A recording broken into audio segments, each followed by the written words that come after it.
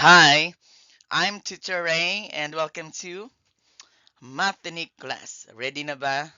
Okay, if you're ready, let's go! Angles of elevation and angles of depression. This will be our lesson. Okay? So, next is, before kita proceed, mayroon kita na isang definition. So, line of sight is an imaginary line that connects the eye of an observer to the object being observed. Okay, amo nang linya or isang imaginary line naga-connect sang imong nga mata or the observer to the object being observed. Okay? Bigyan ko kayo ng illustration after. Okay? So, angle of elevation, ano na siya, is the angle from the horizontal line of sight of the observer to the above object. Okay, from the horizontal line going to the above object nga ginalantaw mo, amo nang iya nga angle. Okay, may po na illustration. And angle of depression is the angle from the horizontal line of sight of the observer to the object below. Pababa naman siya. May horizontal line, pababa na naman dayon ang ginalantaw mo. Okay, may illustration kita. Muna aton mata. Lantaw kita sa tataas, among gitawag naton nga line of sight above the observer.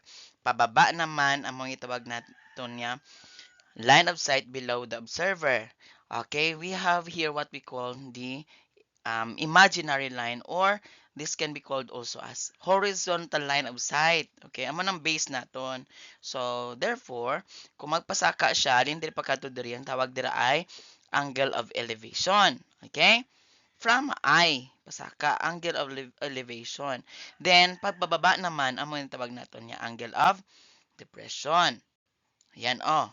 Alright. Guess na. Okay, let's go. So, example number 1. A tower is 17-meter high. At a certain distance away from the tower, an observer determines that the angle of elevation to the top of it is 43 degrees. How far is the observer from the base of the tower? Pag sinabi mong far, hinahanap natin si distance. Okay? So, amo niya nga ito niya tower. Are may ora kita diri man niya observer. Okay? So, gilantaw siya pababaw. Okay? May ara kita sa horizontal line of sight. Diri sa dalom, tadlong sa iyang mga tapakadto sa may base of the tower. Ano ang kalayoon niya? Una, butang naton anay si angle nga 43 degrees, angle of elevation. And then, ang kataason sang tower kay 17 meters. Then, anong hinahanap natin? Di ba yung distance? Hinahanap natin. To solve for this, anong gagawin natin? To find the distance of the observer to the base of the tower, we are going to use TOA, meaning tangent theta equals to opposite over adjacent. Anong gagawin natin ngayon? Substitute lang natin ito lahat. Okay? Kunin mo na si tangent. Tangent natin is 43. Anong opposite nitong ano natin, yung angle natin? Here, ang opposite ng angle natin ay this. Okay? So, therefore, that is 17 meters. And the adjacent is, ang kaingod niya ba? Para is D. So, therefore, ganyan. We substitute it. So, ang gagawin na natin is cross-multiply. So, i-cross-multiply natin ni siya anay. Tangent 43 degrees times D, then 17 meters times 1.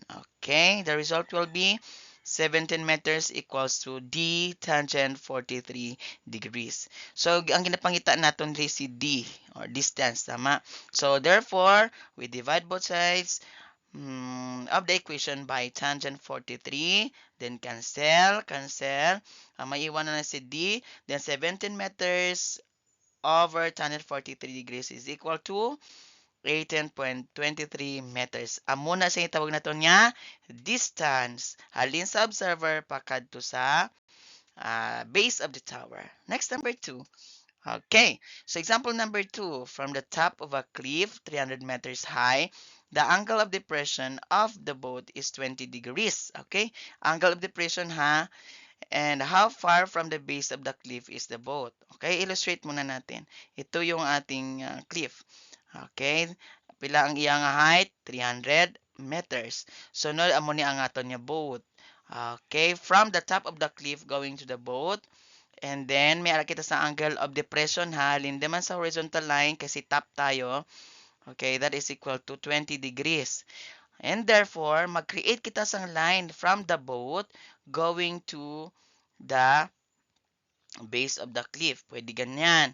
Okay. So, kung ano ang iyang angle diri, the same as sa baba. Okay?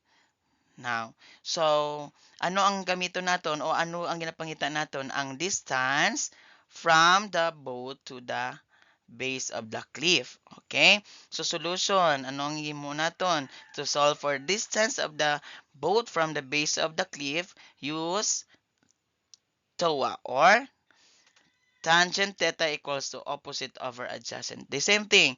Ari ang angle, ang iyang opposite is 300 meters and then ang iyang adjacent is D. Alright, so cross multiply again. So tangent 20 degrees times D equals D tangent 20 degrees and 300 meters times 1. Understood na may 1 na diri, di ba? Sunod, divide both sides by tangent 20 degrees and cancel. Uh, I'm going to cancel this one. Uh, ayan. Ang maiwan na lang is D. And then 300 meters divided by tangent 20 degrees rather is equal to 824.24 meters. Amo na ang distance. Okay? Amo na ang distance from the boat to the base of the cliff. Okay, and therefore, I hope that you enjoy learning and see you again tomorrow. Bye bye.